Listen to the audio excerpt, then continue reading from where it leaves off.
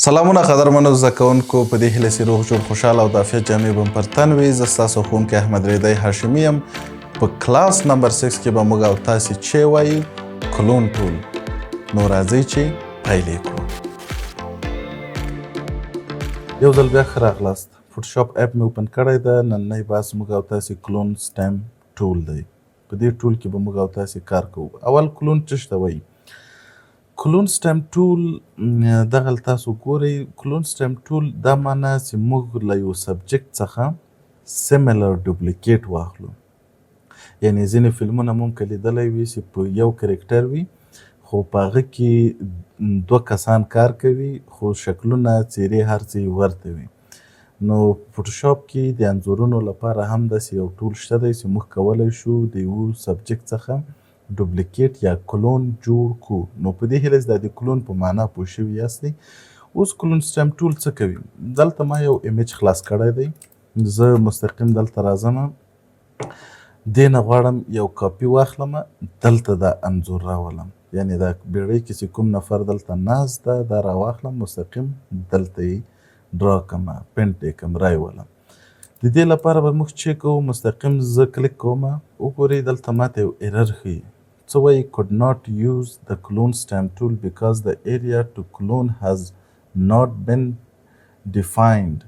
یعنی alt click to define a source point. یعنی دلته موږ چې کوو مستقیم به راځو، alt به پریس نیسو او بعد له هغه به هغه سورس پوینټ نه چې اخلو کاپي اخلو. اوس چې کله زه دې خواته راځم نو تاسو ګورئ له دغه سبجیکټ نه یې ماته چې واخیستله، کاپي واخیستله. خو یو څه مو په یاد وي، هیڅ کله په بکګراوند لیر باندې کار مه کوئ. یو نیو لیر دلته ځان ته واخلئ او بعد له هغه زه دا چې کوم دلته پرنټ کوم. وګورئ ډېر مې نږدې ورته پرنټ کړ. مستقیم بېرته دې نه یو کاپي اخلم، دا را اخلم، دلته ډرا کوم. وګورئ ډېر سمپل او ډېر واضح. نو وګورئ ما له دغه سبجیکټ څخه دلته د دې کلون دلته جوړ کړ، یعنې د دې یو ډوپلیکیټ دلته ما جوړ کړ.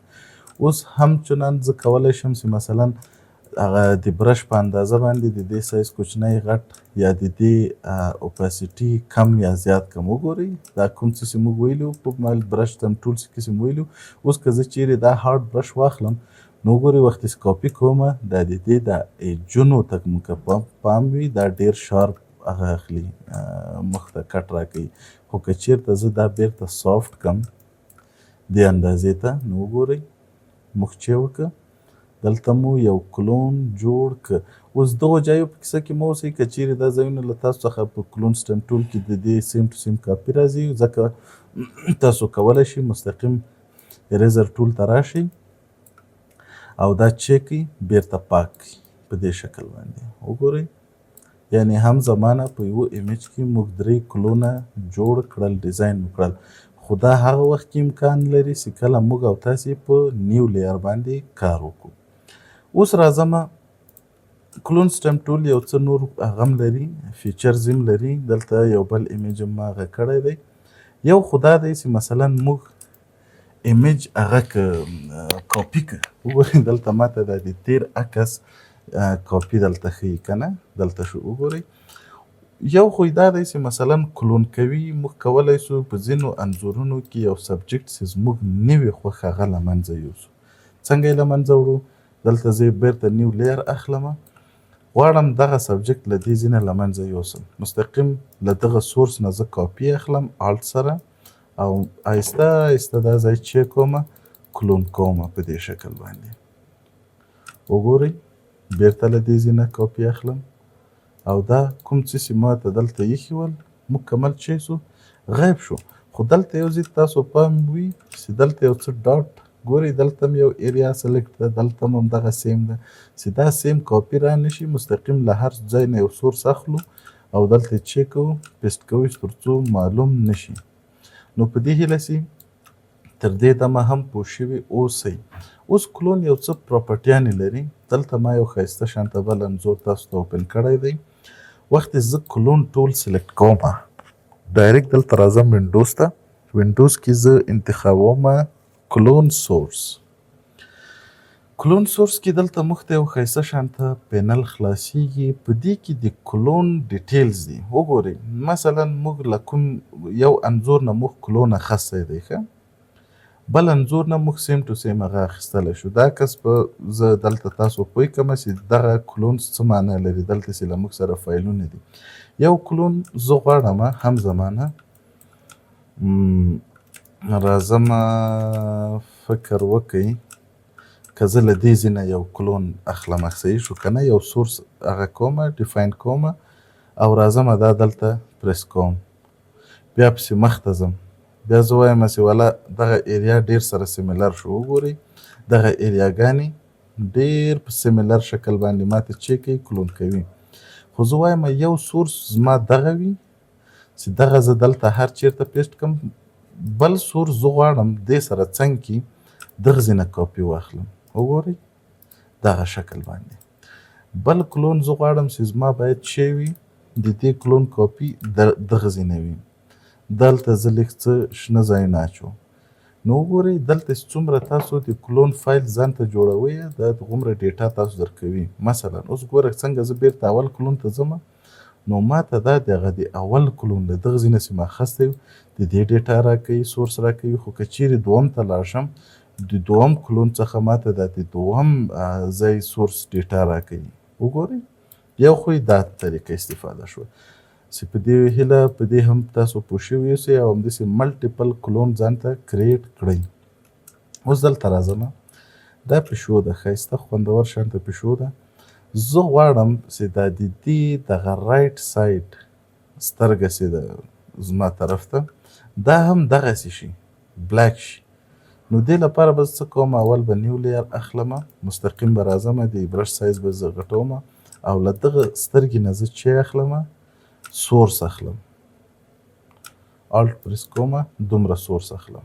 کله زه له دغه سورس نه زه کاپي اخلم او بیا راځم غواړم دا دلته پریس کم. نو وګورئ دا زما د ایج دا کرسر چې دا پلس تاسو ته په سنټر کې معلومیږي دا بیرته دې خواته کلون کوي. خو زه وایم چې نه دا باید برعکس راشي د دې کلون سایډ. نو دلته زه چک کومه د دې برعکس هغه بټن باندې پریس کومه تر څو چې کله زه دلته اوس پینټینګ کومه نو وګورئ دا زما دا پینټینګ د لیفت سایډ سورس څخه چې واخلي باید ډیټا واخلي په دې شکل باندې. وګورئ دا اوس که زه چیرته خپل عکس آف کومه او بیرته آن کومه نو وګورئ دا دواړه خواوې یو رقم ته شي. او همچنان دا یې همداسې دی چې مثلا که چیرې یو عکس مثلا زه له دې ځای نه دا سورس اخلمه نو کولی شم چې دغه ایریا یې دلته هم پینټ کړم. صحیح ده چې دا کار به زه هم ډېر بد نتیجه هم ورکړي. نو دا ریفلیکشن دی چې مثلا ریفلیکټ کوي ستاسو د کلون سورس چې په کومه اندازه یې تاسو اندازه ورته چینج کړئ. نو په دې هیله چې په دې هم پوه شوي اوسئ. دلته یې اوپاسیټي ده، اوپاسیټي هم تاسو کولی شئ کم کړئ. چې کم یې کوئ د دې نه ګټه چې ده ستاسو ته ښه واضح ډیټیل معلومیږي ستاسو کومه اندازه په کوم هغه باندې تاسو چې کوئ جوړوئ. وګورئ ترانسپیرنټ یې تاسو ته ښیي. او بل دلته اوپاسیټي نه لاندې دلته همغه دا موږ او تاسې بلنډینګ موډس کې ویلي وو ډارکن دی صحیح شو، او نور لایټس دي چې په کوم اندازه باندې ته هغه پکار دی، په کوم ترکیب باندې ته غواړې چې خپل ایمیج کلون کړي. نو په دې هیله چې په دې هم پوه شوي اوسئ او هیڅ مشکل به هم نه وي درته. اوس راځم دلته ما یو بل ایمیج خلاص کړی دی او یو بله خبره چې دا ایمیجونه ما ټول له انسپلاش ډاټ کام څخه اخیستي دي. تاسو کولی شئ چې له انسپلاش ډاټ کام څخه دا عکسونه واخلئ او پریکټس پکې وکئ. صحیح شو. اوس راځم زه غواړم دا د آیفون بټنې دا وګورئ دې نه یو سورس نه یو کاپي اخلم. دا غواړم دلته راشي او دلته دې وي او دلته دې راشي. شاید آیفون په راتلونکي کلو کې همدغسې یو ډیزاین یو څه جوړ کړي. نو د دې لپاره زه چک کومه مستقیم دا چک کومه ریفلیکټ کومه او بیا دلته څه چک کومه پریس کومه. وګورئ ډېر نرم نرم چک کومه. په یاد ولرئ چې ما هلته له هغه پاسني کیمرې پوینټ څخه چې اخیستی دی سورس اخستی دی. دغو ایجو کیسه کې مه اوسئ، هغه بیرته موږ جوړوو چې په دغو ځایو کې کوم وایټ پیدا کېږي دا موږ جوړ کړو، هېڅ کوم مشکل نشته. دا خو شوه زموږ او تاسې د آیفون کیمرې ډاون سایډ کې. اوس دلته یو بل مشکل چې موږ او تاسې جوړ شوی دی هغه څه دی؟ دغه لوګو ده، صحیح شو؟ چې دا لوګو موږ باید دلته چیرته راولو؟ پاس راولو. دا به موږ څنګه کوو؟ زه بیرته دا لیر آف کوم چې تاسو ته لږ صحیح واضح هر څه معلوم شي. بیرته یو نیو لیر انتخابوم او بیا ایمیج باندې کلیک کوم او مستقیم دلته د اپل نه چې اخلم کاپي اخلم. وګورئ دا اوس ماته داسې ریفلیکټ راښیي، خو که چیرې زه بیرته دا دوه چکونه پې آف کړم نو دا بیرته نارمل شي، خپل شکل ته کنورټ شي. something like this. وګورئ هغه څه چې دلته و هغه دلته پاس موږ ته چې شو جنریټ شو. اوس د دغو ایجو کیسه کې مه اوسئ، دا ایجونه موږ او تاسې کولی شو بیرته په همدغه طریقه ما تاسو ته ویلي چې په کلون کې هم موږ یو څه ډوپلیکیټ راوستی شو او هم یو څه ډوپلیکیټ له منځه وړلی شو چې مثلا وي هغه موږ بیرته له منځه وړلی هم شو. موږ ته دومره غټه مسله نه وي په دې حالت کې. اوس بیرته راځم خپل دا بل هغه پې آن کومه.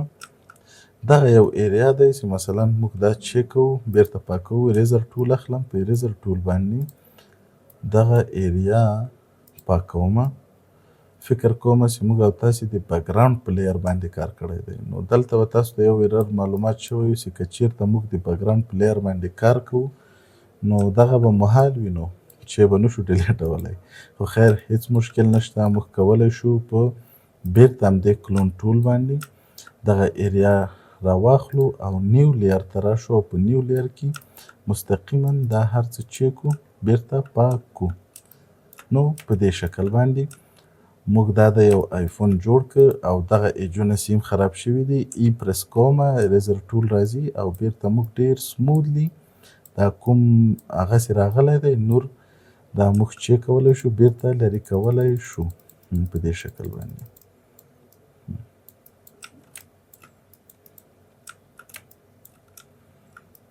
دا ایجونه یې لږ ور پاک کړئ. نو وګورئ تاسو ته موږ دلته په دې کلاس کې جوړ کړ آیفون 14 نه 14 خو نه دی 17 دی بلکې آیفون 20 مو جوړ کړ خلاصه په دې ډیزاین کې.